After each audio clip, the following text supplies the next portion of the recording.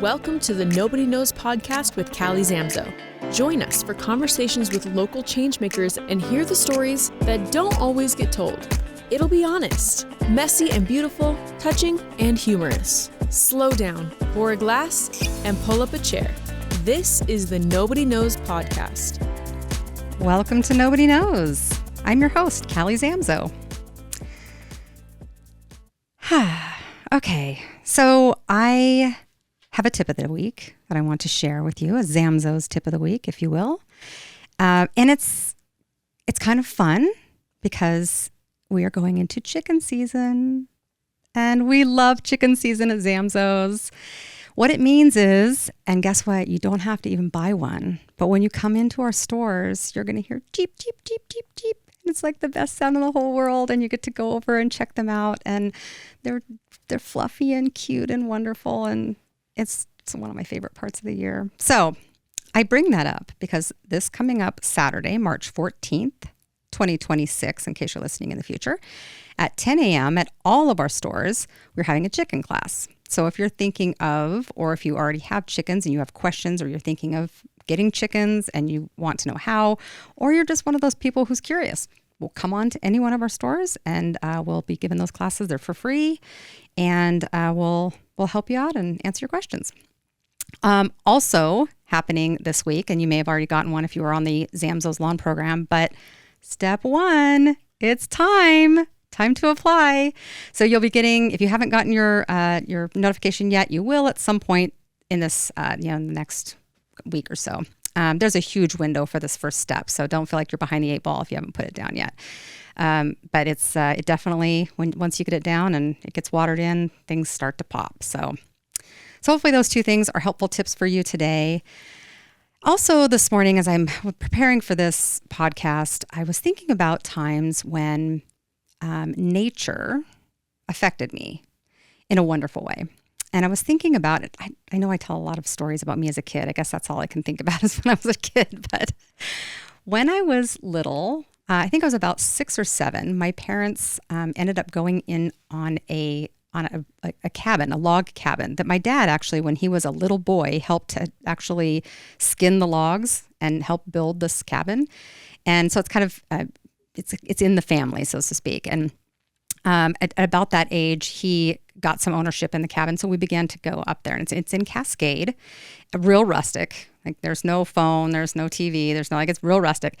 So it meant a lot of outdoor time. And for us kids, it was an opportunity for us to go and explore, and we didn't have our parents with us all the time. So it was a really cool time to, there were places that they didn't want us to go. Please don't go near the lake without us, that sort of thing. But as long as we stayed fairly close by, we did all sorts of exploring, and our imaginations ran wild. When I remember that there was an old house that must have burned down or something, and it was just like the chimney was the only thing left, and we went exploring, and we made up a whole, we called it Indiana Jones and the Temple of Doom, and we did all these things with it.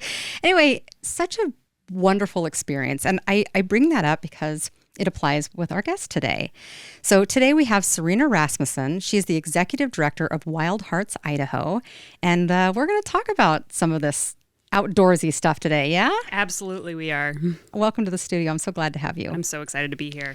I'm really curious about this. I've only heard a little bit about it, so I'm learning a whole bunch while you and I are talking today. And I'm really curious about all of it, and I'm excited to have you share. Before you do, will you just kind of share with our audience who you are and kind of, maybe kind of how you got where you are currently? Yeah. Again, I am the executive director of Wild Hearts. I am from Boise. Growing up running around the foothills, mountain biking, camping myself. Did a bit of a stint away and went to school in Colorado and just realized how much I loved Idaho and moved back. Pretty quickly after graduating. I did not stick around for too much longer, moved back to Idaho, and just really have reflected a lot on how the outdoors have impacted my own life and how important it was for me to be able to get outside in Idaho and these natural wild places that we have in this state, and making sure that I can share that with the next generation so that more and more people are going outside. Love it. I wonder sometimes if this podcast was elsewhere, if it was in New York City, if like the well, what would be the, what's the importance in that? And I think that's part of what we're going to be talking about today. Mm-hmm. I'm grateful that we live here because I think by living here, just we kind of understand. And it's part of the reason why we all like to live here. I mean, I suppose there's some people who never go up in the mountains. I know that there are people like that, but there definitely are. But for the most part, people in Idaho, people who have grown up having these outdoor spaces, having the foothills right there, having the opportunities to get on even the Boise River that's just running through town. Yeah. People know how to love and respect and cherish and know why it's important. Absolutely. My husband and I will sometimes, we kind of have our regular route in the neighborhood that we do our regular walk to get our 3 miles in. Yeah. Got it down to like the exact. But sometimes I'll say, let's do it along the river today, just because I want to be. And I really like the parts of the greenbelt that actually aren't paved. Yes. Where you can kind of really get back there and sort of feel like you're in the wilderness. And then every once in a while you look over and there's a house. Yep. So there's that too. There's outdoors and there's wilderness. There's outdoors and wild spaces, and then there's wilderness. Yes. So we do get to have all of those so close. Absolutely. Yeah. Okay, so how did you first get connected to Wild Hearts? Yeah. I actually have a river guiding background. Oh. Yes. And so I was, I river guided through high school and college and was doing some moonlighting as a river guide with a company that Wild Hearts uses to go down the Salmon River. And so I actually was a river guide taking the girls down on their first Salmon River trip when I first discovered Wild Hearts, Idaho. Oh, wow. And I was very fortunate. The volunteers at the time, I was chatting it up and being like, hey, what is this? What's going on? How do I get involved? And they mentioned, hey, we're looking for a new executive director right now. And it just worked out really well in my life that I was like, this is something I want to do. This is something I want to dive into. And so I applied and got in. Oh, that's cool. Can we talk about river guiding for a second? Absolutely. Just a little off topic. No, it's not. I'm just always so fascinated. In a younger part of my life, I did some river rafting and, did the Middle Fork, the salmon, and some really great adventures. If people have never done that before, can you kind of describe, because you don't see, you go down some of these rivers and it's not like you're stopping off at a grocery store part along, I mean, like it is, you're in the wilderness. Yes, especially Idaho, where we have these multi-night whitewater river night stretches. The Salmon River is the longest undammed, free-flowing river in the lower 48. Oh. And so being able to go on, I believe, 80 miles through the wilderness, through the Frank Church, where it's the largest untouched wilderness in the lower 48, largest free-flowing river in the lower 48. There is nothing there. There's the road that you drive in to get there. You park your cars, and then the next time you see a car, the next time you see a road, the next time you see anything man-made is when you're at the bottom 80 miles later. Yeah. Coming out the other side.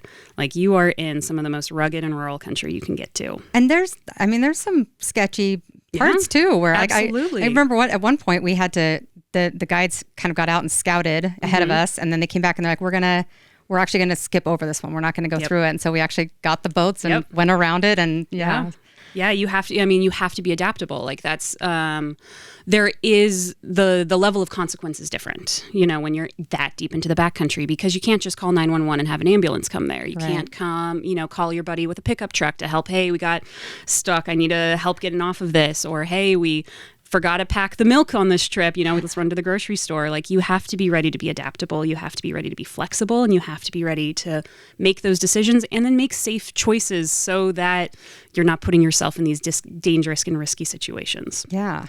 I'm sorry, I'm still staying on this. I have one other question and then we'll stop talking about the rivers. No, this is all related.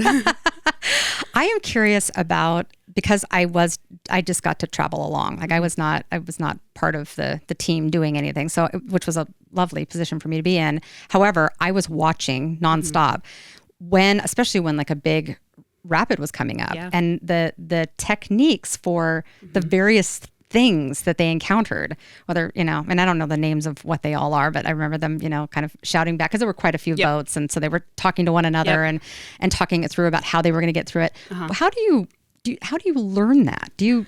How do you learn that? Yeah, that's what part of that's what we're trying to teach at Wild Hearts, but it's a lot of experience, it's a lot of skill, and it's a lot of having mentorships. So something like rafting, is very much a pretty solid like oral mouth tradition. Like it is passed down from the older guides who, were just a bunch of crazy yahoos in the 80s, on a military surplus gear going, let's do this. Let's see if we can do it.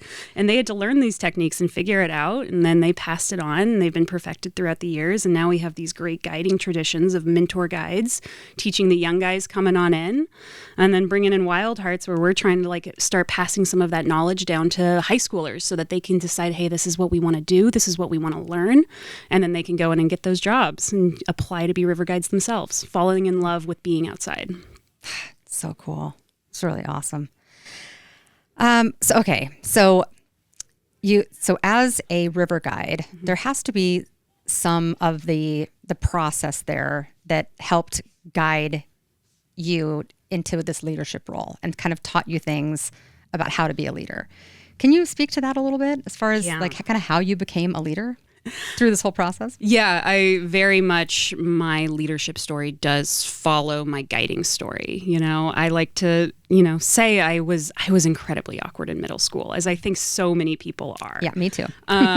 Middle school is such a challenging time. It's the worst. And I didn't want to be honest. Didn't want to talk to anyone. Didn't want to talk to any adults. Didn't want to talk to anyone my age. But I loved the outdoors and I loved getting outside. And I was very fortunate to find the opportunity to get outside through a kayaking camp, fell in love with rivers, wanted to be a river guide. I ended up loving it so much I ended up pestering a local river company into taking me on as an unpaid intern, a swampy. Oh, that's cool.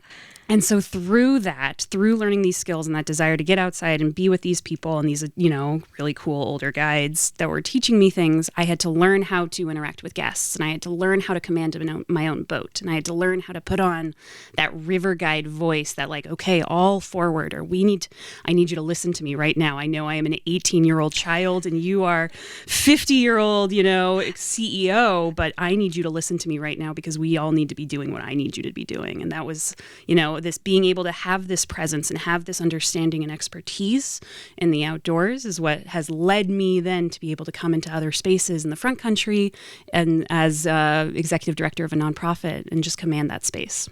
What did it feel like when you were young but then trying to have to how was that difficult for you to do or did you come to it pretty easily once you realized it was anxiety inducing? Oh, absolutely. No, it doesn't. No, none of this comes easy. Absolutely not.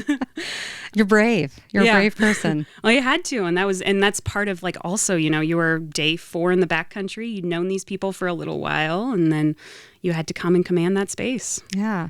I think it's interesting sometimes how leadership comes when we're really passionate about something else. Maybe not necessarily passionate about that leadership part yet, but we're passionate about something else that's driving us. And in order to do that thing, we have to do this thing. And so we're like, all right, I'll figure out how to do this thing and so that I can get to this thing. Absolutely. Yeah. That's cool. And at such a young age, what a great time to be learning. Very fortunate. Yes. Yeah. So before Wild Hearts, you worked with a nonprofit foster home. And then also, was it STEM Learning Lab? Yes. You did that? Okay. The Tutormobile, yes. Okay. So can you talk about those two experiences and then kind of how they shaped things for you? Yeah. So taking you back to COVID times, everything is in lockdown. There's not a lot going on. I got a job working as the admin, basically the person in charge of this nonprofit foster home up in McCall. And that really helped me develop some of the skills, the background for nonprofit management. That was where I was learning how to grant write. I was learning how to budget for the first time. I was learning how to do the accounting for a nonprofit, basically all of the things that you need to keep the lights on. And that was fun. I say that, it was a great job. It was a great educational and learning opportunity. But what I really loved about that job was I was able to make this connection with the local library up there. And it was COVID. And so they let me, we were able to write a couple grants and I was able to take the Parks and Rec bus and we were recognizing that kids in these rural communities that weren't able to get into school were not being impacted with as much educational opportunities as certain other kids. So I was taking the Parks and Rec bus with a different science STEM project every single week to some of the lower income communities in that rural area of Valley County. And we were just doing science, and it was just fun. There was no grades associated. It was just getting kids out of the house during COVID, outside because COVID, and doing science. So we did a lot of, baking soda vinegar volcanoes, and we were playing with magnets, and we tried, I had a whole little robotics lab. And so just trying to get kids outside and engaging in educational opportunities in a, easy setting, no stakes, and just engaging kids with learning and education. Yeah. Yeah, that's when I think about, as I'm piecing together your trajectory here, spending the time then with the kids. Yep.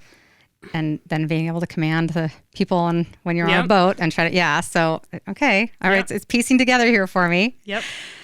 Let's just take a moment now and talk about Wild Hearts. Yes. So will you just give us just kind of a high level of what the organization does. Yeah. And then from there, we can kind of work backwards into some of these other things. Yes, absolutely. Wild Hearts is a small, local, Boise-based Treasure Valley nonprofit that teaches Hearts for Leadership through exploring Idaho's outdoors. So what our mission is to grab girls in particular, age 12 to 18, and expose them to the outdoors as an educational classroom so that they can learn leadership skills, but also build confidence and community. And so using the outdoors as this way to do that. Oh man, that sounded a little weird, but that's what we're hoping to do. Yes. Yeah. Why do you think that Wild Hearts is something that is needed in this valley? Yeah. Yeah. I mean, I think Wild Hearts is needed everywhere. Kids today are, we're in this really tough mental health crisis right now. Teenagers are really struggling. We're seeing increasing rates of, depression and anxiety among our teens. And there's a lot of reasons for that. There's so much going on in these kids' lives that Wild Hearts isn't going to fix everything, but we can at least grab a couple of kids and say, hey, let's take a pause. Let's take a break. There's so much going on in your front country life right now. That's what we call it. There's so much going on. Front country and back country. Oh, I like that. But there's so much going on at school. There's so much going on in home life. There's so much, going on online. Let's just take a pause for that. Let's set all that aside. Let's go into the backcountry, let's go outside. Let's take a second to realize that there is more to life than what is going on in school, that you can also go outside. You can calm down. You can reset your nervous system. You can make friends that are outside of your current school group if you need that. We can build a community of people your age that are also excited about getting outside. And so, we run all sorts of different adventures. So we'll run rafting adventures. We'll go backpacking. We just got back from a, overnight yurt camping trip in the, snow. And so it was cool. Just 10 girls in a yurt doing art and singing songs, outside staring at the mountains. And so we can just have this reset. We can have this recognition that you can form these groups, you can build this community, you can get some confidence in yourself as you were learning, at 14, how to split wood and keep a fire going all night. You can know that and then bring those skills back and bring that confidence back into your life and hopefully supersede some of these challenges that you're facing in your day-to-day. Parents usually the ones that would come, or is the kids show interest that would come and say, I want to do this? Maybe a little both? It definitely is a little bit of both. When middle schoolers, we tend to see parents signing them up. We'll have the, parents be like, go for a weekend. Yeah. Go have fun. I want you out of the house. High schoolers are usually signing themselves up. Okay. And so part of it is, we want parents or kids to express interest in this and want to, and then we want them to keep coming back. And then there are different options for whether it's river rafting that they're interested in or if it's something else. Yeah. They can kind of make that decision. And then what are the lengths of these? How long are they? So our goal is to be accessible. Our program is entirely free. We provide all of the gear, transportation, instruction. And part of that accessibility that we're also recognizing is also fear and personal fear. So, we might offer, a 3 or 4 night backpacking trip, but if that's going to scare a kid away, they're like, I don't want to go in the backcountry with these crazy people that I don't know for 4 days. That seems crazy. We'll do a lot of local hikes. We'll do an afternoon. Last year we were doing some yoga an art in the park just to get kids to learn and meet us, meet our volunteers, meet some of the people that they will know, and then go, okay, maybe I will go on a one-night camping trip with these guys. And then, okay, well, now I'm really sold. I love this. Let's go backpacking. Let's actually push myself into something that would be challenging that I've never done before. So it can build up Yes. depending upon the kid. Yes, we like to stepping stone it. Yeah. Okay, so entirely free. Entirely free. So tell me about that. Yeah, I mean, we recognize that the outdoors should not have any barriers to access. The outdoors is for all of us. It's a space that we should all be able to know and love and experience. However, it's hard to get outside. If your family isn't already going outside, if your friends aren't already recreating outside, if you don't live next to the foothills, there's a lot of kids in the Treasure Valley that are still not getting outside. I think about a third of our kids are first-time recreators, so had never really been outside before their Wild Hearts adventure. And gear is expensive. Transportation is expensive. This is hard for a middle schooler, especially who doesn't have a car, and even some of our high schoolers don't have cars and don't have that access. So we really try to make sure, through fundraising, through the community, through grants, that we are able to make sure that our program is entirely free for all parents and kids. So from a parent's perspective, and so my daughter didn't do Wild Hearts, but her school would do these camping trips, and just in the high school end of things. And so when she moved in, I guess it was ninth grade is when she started that school, and it was the first one, and they start right off in the fall, right off, and it's. You're off the grid. Yes. They're in a place where even if they wanted to turn their phones on and call, there is no signal. That's great. And from the parent's perspective, in the beginning, it freaked me out. I was like, and I was a parent who, and my poor daughter, however, I think it was in her best interest, but I was one of the parents who held out. So every kid in her class had a phone before she did.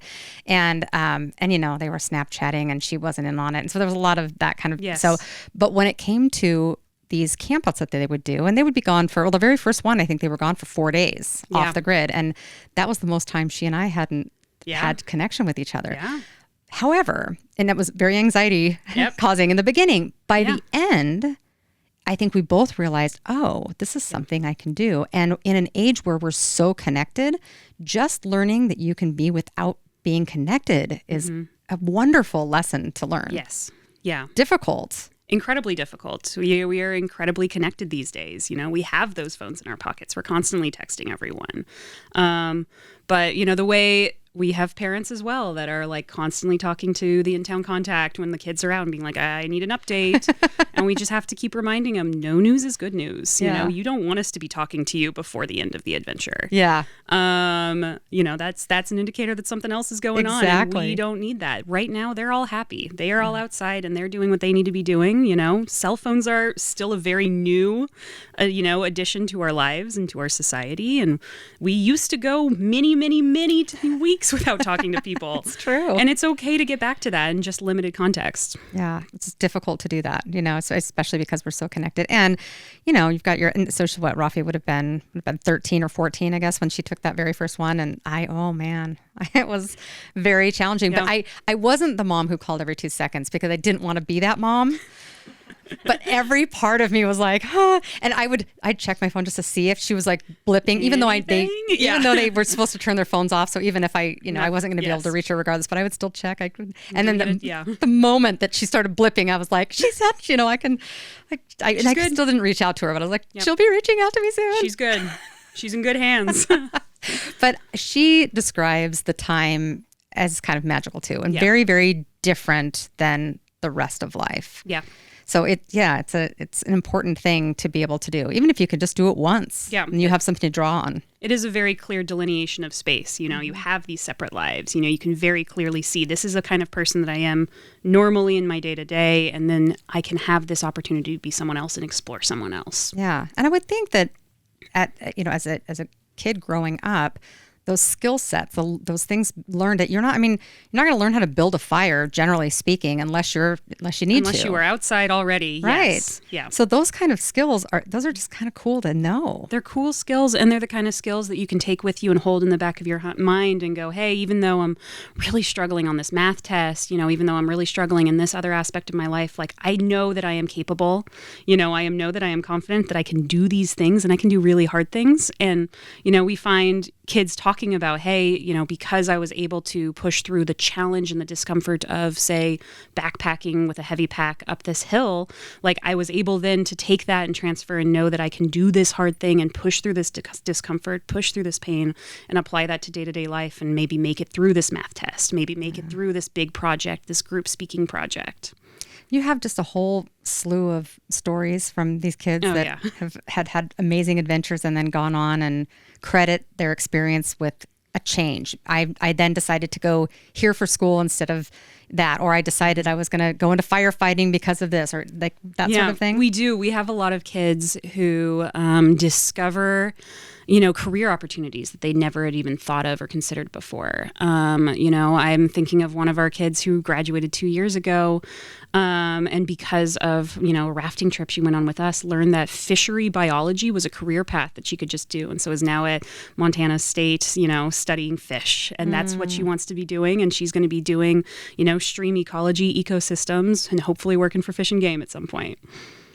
In case you're wondering why I'm just eating this with a spoon, it's just because my kid is in college right now. And so I'm just imagining like what little things are being dropped in her lap right now that she is going to grab a hold of and say that this is my thing. And maybe it's just my thing for now. It doesn't necessarily have to be your whole life, but maybe, I think I might drift this way and see what this path takes me. And so it makes me really lean in as I think about it. But I went on a camping trip one time with Girl Scouts. Yes. And so I did have that experience one time, somewhat similarly, but not quite. Like I feel like this adventure, the types of adventures that you're creating and experiences that you're creating are to a whole different level, which is, and I know that Girl Scouts have come a long way since I'm 50. So it was a while ago that I was doing these. But so I know that things have gotten, you just have learned, we've learned a few things, right? We've learned a few things. Yeah. So. And we really just do want to focus on the outdoor aspect, and getting outside and having fun in the outdoors. Yeah. So cool. So, okay. This is 10 years. Mm-hmm. So I mean, you guys are legit. I hope so. I hope so at this point. And you are entirely supported by community funding and grants. Yeah. Tell me about that. That's the majority of my job these days. Okay. Yeah. Unfortunately, I signed up to be the executive director to go on all the trips, and no, they put me behind a desk.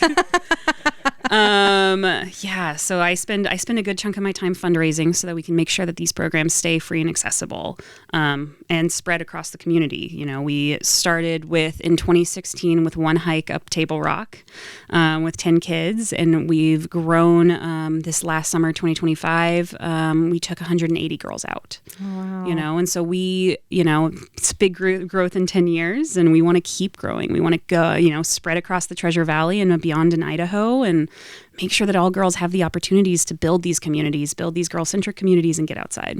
Have you noticed I think it's an Instagram trend that people are doing where they go back 10 years and very conveniently to be happening right now. Phenomenal for you guys. I mean, what a huge, that was huge. A lot happened in 2016. A lot happened 10 years ago. Yes.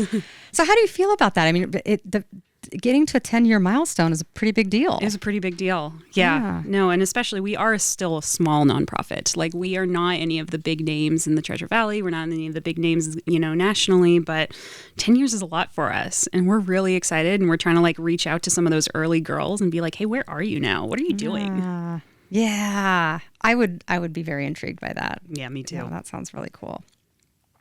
So what are you, I mean, I guess we've kind of talked about cell phone usage and just in general, but are there some trends with I guess in particular teenage girls that you're seeing that going out in the outdoors has been helpful for? Yeah. Especially in the last couple of years, just talking to the girls and seeing some of their feedback. What they have been talking about is, hey, especially coming out of COVID, I don't talk to anyone. And so I don't talk to anyone outside of my immediate family group, my immediate friend group. And so Wild Hearts is throwing a girl in a yurt with 10 other girls. You got to start talking to people. And so we've had a lot of girls coming back and saying this is the first time, this is what broke me out of my comfort zone. This is what broke me out of my shell and got me to be able to speak to strangers, in a way that I can be confident to. This has helped me make friendships for the first time in a long time, and make new friends and learning how to make new friends. Yeah. So building that community, building those connections has been super powerful. Continuing on that, we're still now starting to step away from that. Now we're seeing a lot more of like, hey, I'm able to slow down. We still get a lot of kids saying, hey, this backpacking trip is the longest I've ever been without my cell phone, which is, will always be a big plus for me. Yes, absolutely. But yeah, just like letting kids slow down and experience. All right. So this feels like, I feel like I'm going into a territory here, but let's just see. So it was my experience with my daughter. There's a little age range where girls can be particularly mean to each other. Yes. And not like calling somebody poopy pants mean. Like this is devious, mind screwing kind of stuff that takes place. Okay, so I feel like, and maybe I guess what I would like from you is an understanding of is there a little mix of those type of people that would end up here and then you're kind of work through it maybe in the groups, or do you tend to attract the ones that are more persecuted? Do you know what I'm saying? Does that make sense, that question? Yeah. I would say girls come to us from all walks. We have girls that are the confident in their own middle schools and happy little social butterflies. And we have kids that are not really talking, need that little extra push and help. Part of it is like we spend the first couple hours of every adventure doing, community bonding, community forming exercises to get the group to know each other and appreciate each other. And then the great thing about the outdoors as a classroom is it's a great equalizer. It is. That's true. The outdoors is inherently and supposed to be an uncomfortable place. That's why humans decided to make it indoors, is to make it, convenient and comfortable for us. But the outdoors is supposed to be uncomfortable, and it puts everyone a little bit on the back foot. So even some of our little queen bees, are suddenly, I am in a tent outside. There's a level of vulnerability there. And the only way to move through that vulnerability is to rely on the people with you and the people next to you and the community that you have around you in the outdoors, Yeah. It feels like we would all benefit if every single one of us had to do that. I mean, I agree. Yeah. Absolutely. I think it might just change everyone. And it's very humbling. It is humbling, and it's supposed to be humbling. And it's supposed to, help you build your skills and then build that confidence that I can do that. I can move through that discomfort and I can be resilient through that. Yeah. You are leading in particular spaces. So nonprofits, outdoor recreation, youth development, and women haven't always been centered in those areas. So what has it been like stepping into leadership as a female into a role like this? I mean, it helps that my organization is pretty much, led by women for women. Oh, so, yeah. We are a girl-centric organization. So it does help that is mine. I mean, part of it does come from that acceptance of the discomfort. I have that outdoor background. I have that river guide background. I had that. I am 18 and I now have to command a boat full of 45 CEOs, and you got to listen to me. And I know I'm a cute little, that was where I came from. And so just being able to say, hey, this is who I am. This is what we're doing. This is the goal. This is the common mission that we as a group are trying to move towards, and saying this is how we're going to do it. Those aren't typically spaces that are welcoming for women, no, but we are very fortunate that we are, Treasure Valley community, we are increasing and growing, and we can still step into those spaces and step into that power. Yeah. When I took on leadership, and I've told the story before, I'll keep it brief. I was the first female, and I was taught by men, and so my style, yes, it's very aggressive. Yes, I have. That has been a feedback that I have also received. And then as I kind of have shifted, and it sounds like you have too, kind of into your own and learned your own style and learned your own. What was that like? Well, it's exciting and scary to be making your own leadership style. You know, I also, frequently was the only woman in the guiding group, and so this is how everyone else was doing it. This is how the boys were doing it. This is how the examples that I was given was to act like this. And that wasn't going to work for me. And so once I started realizing, hey, that wasn't going to work for me, I had to figure out how will I still get the results and be respected in the outdoors in the way that I need to in order for us to get safely down this river. in the style that I want to, and that will make me happy and sleep at night and who I want to be. You know, it's interesting, just in this little time that I've been with you, you are a wonderful balance of you're strong. You're a strong woman. You've got and you're very friendly. You're very kind. And so you have this very nice balance. And I'm just imagining being led by you. And I think that you would be just the type of leader that I would want to follow. Well, I hope so. That sounds lovely. Thank you for saying that. Well, I think it's a delicate balance. I don't think it's easy. And I think you've found a way to strike that. Because when you're in the wilderness, like there's no screwing around. It's the great equalizer. It really is. Exactly. So to have, especially young people, be able to trust you, to follow you, to listen to you because you have authority, but then also know that if they're a little bit lonely for their mama, they could come to you and say, I'm lonely for my mama. Yeah. Yeah. That's very cool. And so now leading other leaders, do you have a way of teaching that? I mean, I realize that there are every leader kind of has their own styles. They get to have their own style, but do you, as kind of the leader of this entire group, do you sort of lead the leaders in that way? And I hope so. I would like to say I do. You know, we have, I don't get to go out on every single adventure anymore, unfortunately. We have a wonderful pool of other community women that want to share their knowledge and their skills in the outdoors. And so we always get together before the adventure season in the spring and do our training and do our hey, here's some activities. This is how we do those group dynamics, those bonding dynamics. Here's how we do some of those, at leadership education classes that we wanted to impart on the kids. This year, us as a volunteer group, we're all going to go on our own backpacking trip. And so we're going to start doing that together, spending more time together and start learning how to lead from the group. Do you have a story of a particular person that kind of went through that had a big transformation that you witnessed? Oh, yes. Yeah. Oh, definitely. So many. Okay. I had one girl come with us. I'm going to say another rafting story, not to lean onto, but that is where my experience is, and that's where I like to see the most transformation. And I always make sure that I go on the rafting trips. So that's the ones that I can definitely speak to. But we had one girl join us on a multi-night rafting trip 2 years ago. And, we get out of the vans, we're at the rafts, we're hours from Boise. The vans are driving away to meet us at the, 3 days later at the takeout. And she reveals to us that she is terrified of water and does not want to get on the boats.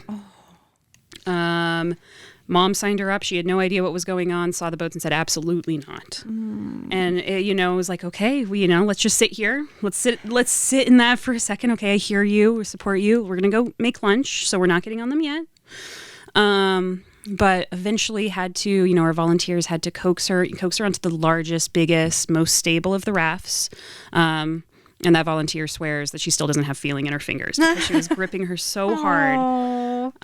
But through the day, she saw the other girls splashing and having a good time. And she goes, okay, maybe tomorrow I'm going to try one of the smaller boats. So the next day she tried one of the smaller boats and was like, okay, this is fine. This is safe. Saw the other, we had a safe ripple rapid that the girls were swimming the rapid, and that was a cool aspect that they got to be in the moving water. Yeah. And she's like, you know what, I kind of want to try it. And I go, okay, yeah, this is a safe space. This is absolutely, you have your PFD on. This is our whitewater swim position. You can absolutely swim this rapid if you want to. We'll be right here ready to pull you back in the boat. She goes, okay. She swam the rapid and she goes, okay, that was really fun. And I go, yeah, it was. And the next day on our big rapid day, she's like, okay, I want to be in the paddle raft. And so she got in the paddle raft and was having a great time. So you kind of got to see her bloom and explode on the river and fall in love with it. And she came back this last summer and was absolutely no clue that she had previously been scared of water. She was like, I got this. I know what's up. I know what's happening. I know how camp life works. I know how river life works. I'm here for it. And she's like, now she's going to be graduating high school this year. And she's like, I want to go be a river guide. So we fully came a full circle from I am scared of water to, all right, future river guide. Here we go.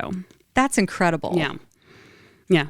Just the increase in confidence and being able to have that exposure and that acceptance in the community around her that was ready and excited to support her. Okay. wrong that I would like to go back in time and like get to have this experience? No, we hear that a lot. You'd have to come with me because we didn't have it back then. No. So we'd have to like create it in, I don't know, the 1980s. But we could do that. No, and we're trying, right now we're, Wild Hearts is designed for teen girls, but we do want to be expanding, this year and beyond, and to being able to have outdoor opportunities for adult women as well. Yeah, I could see benefit there. Oh, a ton. I know that same need to have those community of women in the outdoors, confidence building in the outdoors. Oh yeah, that doesn't stop at 18. No, it does not. So you're looking forward to the future here as you're projecting and kind of thinking about what's ahead. Our next 10 years. Yeah. So what are you kind of thinking? Are there some things on the horizon that you're kind of thinking as an organization? Yeah, I mean, we do very, very clearly, we're continuing our youth program. Absolutely. We want to be able to make sure that we're hitting every single school in the Treasure Valley, and we want to start expanding and offering opportunities outside of the Treasure Valley. We want to go on bigger and more intense adventures. We want to be doing more and deeper backcountry adventures, more backpacking trips. We're also looking to expand and see what the community would look like for a Wild Hearts for Adult Women, a Wild Retreats. I will be watching. You please do. I'm going to take a quick moment to thank our sponsor. This episode of Nobody Knowz is brought to you by Zamzows, your local source for garden, pet, and planet-friendly products. At Zamzows, we believe that strong communities grow when people feel supported, confident, and connected, whether that's in a garden, a backyard, or out on the trail. Visit Zamzows.com or stop by one of our 12 Treasure Valley locations. Nobody knows like Zamzows. So now it's time to switch gears to what we call sharing is caring. I'll just throw the is in anywhere. So this is kind of rapid fire, if you will. So are you ready? Yeah. Okay. So how about a local outdoor spot that you love sharing with girls for the first time? Ooh, I mean, I don't want to talk rivers again because we've been talking rivers a lot, but always the rivers. But we take girls up backpacking, and Boulder Lake is an easy first backpacking trip. And that was my first backpacking trip that I ever went on. So I love sharing that one. That's really cool. Yeah. So you talk with them about the fact that it was your was first? Mine. I know. And the same, the Boulder Lake Trail is just a 2-mile, trail, but it is uphill for that last mile, and they all suffer and cry. And I remember suffering and crying that first time doing it too. So I got to share that as well. I think there's something interesting as a kid when you go to a space, an outdoor space, because it doesn't change as much as the middle of the city or, something like that is, changed, new buildings are up and all that. It's where you can actually say, I was here and it looked very much like this. Yeah, I remember it. I have that. I have a memory on that exact log. Yeah. I think there's something really, it's connecting, I think. Is. Yeah. So all of a sudden now I might be 20 years younger than you, but we've got something in common, which is cool. That's a great answer. All right. How about a moment recently that reminded you of why this work matters? Oh, I mean, we just came back from overnight yurt camping trip. And so even though, we're not necessarily intense and we're not necessarily roughing it, but seeing these girls learning how to start a wood stove and keep a fire running, and that was their responsibility. We as the adults didn't touch it unless they asked for help. Oh, that's awesome. Yeah. See, that was the whole thing with me as a kid. I had it, like the nuts and bolts of how to do it, but there was always a point where I was like, just give me that. We'll take care of it. Love that. Nope. Keep working at it until you eventually get it started. Figure it out. Yeah. I think it would have been helpful if somebody would have just let me figure it out. Give me a little bit more time. Yep. All right. How about a book, a quote, or philosophy that shapes how you lead? Ooh. I mean, I love me some Edward Abbey for some outdoor love. I recently read Braiding Sweetgrass, and I'm loving to, incorporate some of those lessons into our program. That book comes up quite often. All the time. I finally did read it, and it is powerful. Yeah. Yeah, it's quite a read. Quite a read, but also the reconnection of how humans are supposed to be a part of nature. Yes. And how we are a part of the natural cycle. Yeah, it's a great read. Highly recommend. If this is the 8th time you've heard this, listener, it's time to get the book. All right. Final one. Something outside of work that helps you recharge. Oh, man. I mean, the outdoors, spending my own personal time and recreating myself in the outdoors and going on my own adventures, of course. But In addition to that, having my own personal community, having my own friend group that is willing to just drop anything and walk a dog with me, or, watch a TV show. Oh, friends are the best. Oh yeah. And as I'm aging, I'm just realizing that like you can't make old friends. No, you got to build your community and keep your community. Exactly. But it takes work. It does. And then everybody's having kids, and everybody's and so but you still make time for them, and then they're still there for you. Yeah. Oh, it's just the greatest. Okay, we're now to the final question. This is the question we asked everybody. Okay. And we don't have any rules. Oh. So okay. If you have questions, ask yourself and answer it yourself, because there are no rules. Okay. Here is the question. What is something that nobody knows? Ooh, I try to hide this. Ooh, I like it already. I know, and so oh, please don't think terribly of me, but I have, in the city, I have a terrible sense of direction. I, can manage and navigate outside, map read and compass read. I can do all that. But when I'm in the city, I have to have Google Maps on, or I will I've grown up in Boise, and I still cannot get my way across town without Google Maps. That is a wonderfully authentic answer. Oh, man. I appreciate it more than you can imagine. I feel that. I have a terrible sense of direction. I feel like I've got Boise pretty well, but if you drop me in New York, forget about it. Oh, man.